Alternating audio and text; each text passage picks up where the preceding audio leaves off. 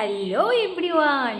আজ সকাল থেকে প্রচণ্ড বৃষ্টি হচ্ছে, মোটামুটি 9টার পর থেকে বৃষ্টি শুরু হয়েছে। তো বৃষ্টি মানে একটুও থামছে না, 2 মিনিট 3 মিনিট একটু মানে থেমে যাচ্ছে, তারপর আবার শুরু হচ্ছে। তো এখন একটু বৃষ্টিটা কমেছে, আর বৃষ্টি আমার ভীষণ ভালো লাগে।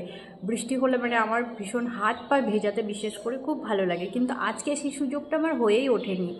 কিন্তু তবুও আমি বৃষ্টির জলে আজকে পা ভেজাবো।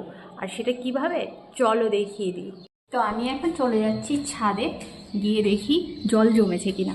যদি জল জমা থাকে তাহলে তো বুঝতেই পারছো।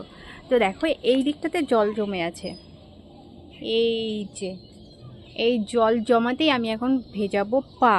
এদিকটা তো জমে, কিন্তু সকালে পরিষ্কার করে যাওয়ার জন্য এই দিকটাতে জলটা জমেনি। এদিকেও পরিষ্কার করেছিলাম, কিন্তু ওই জল যায় সেই মুখটা বন্ধ হয়ে গেছে কিছু একটাতে।